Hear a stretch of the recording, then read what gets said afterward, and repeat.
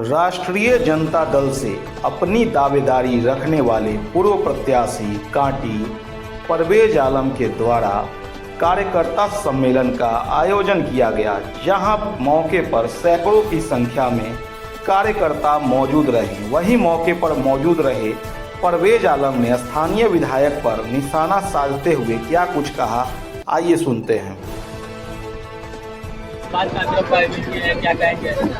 ये संवाद कार्यक्रम जो चलने का कार्यकर्ता और जनता के बीच में हमने बातों को रखने का काम कर रहा है कि बाहरी भगाओ, कांटी का बेटा चाहिए, कांटी का लाल चाहिए। 2020 में जब इनको टिकट मिला तो हम लोगों ने विरोध करने का काम नहीं किया, इनको हम लोगों ने राजद से जिता करके भेजने का काम किया।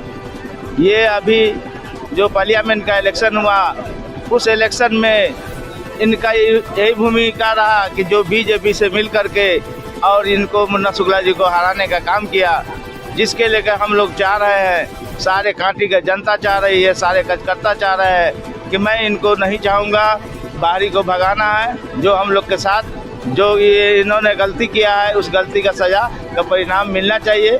इसलिए हम लोग को कांटी में कांटी का लाल ही चाहिए।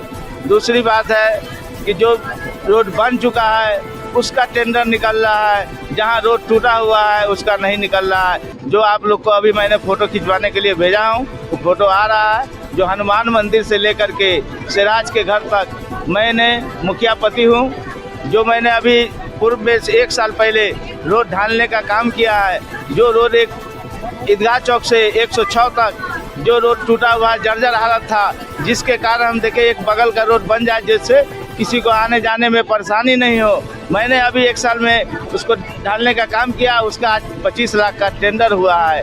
एक मध्य विद्यालय के पास है, जिसका उस रोड को भी ढाल दिया हमने, उसका भी टेंडर हुआ है, जिसका अभी वर्तमान में अभी 1 हफ्ता पहले बोर्ड लगा है। ऐसे ऐसे काम चल रहा है। एक पंडित पकड़ी में जर्जर रोड भी नहीं था, उस रोड में 2 इंची ढाल कर करके वहाँ भी पैसा निकालने का, उगाई करने का काम किया गया है।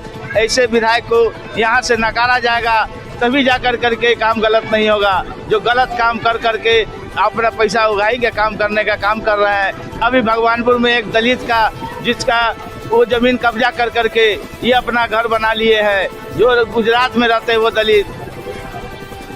यही सब बात है जिसके लेकर के हमारे यहाँ कांटी विधानसभा में जनता से लेकर कार्यकर्ता तक उनको नकारा जा रहा है। यहाँ से भेजा जाएगा खदेड़ करके। अगर पार्टी ने अगर उनको टिकट दे करके भेजने का काम करेंगे तो हम लोगों ने सब जनता मिल करके, कार्यकर्ता मिल करके हम लोगों ने हराने का काम करेंगे। तो आरोप विधायक जी पे आप लोग लगा रहे हैं, उसका प्रमाण है या प्रमाण तो मैं अभी दे रहा हूँ रोड का, और मुन्ना शुक्ला जी का प्रमाण हम क्या दें, आप सब लोग जानते हैं कि मुन्ना शुक्ला जी का हराने का काम किया है कि नहीं किया है। उसका भी प्रमाण देने के लिए हमको कहिएगा तो फिर कहें कि ये जा करके एक आपका तो ये बीजेपी के आदमी के नज़दीक जा करके बैठ करके मीटिंग करते थे, ये हम लोग नहीं जानते हैं। अब प्रमाण हम लोग से खोजिएगा तो जो रोड पर दिखेगा वही इंस्टी का नाम प्रमाण देंगे, घर के अंदर का प्रमाण क्या दे सकते हैं।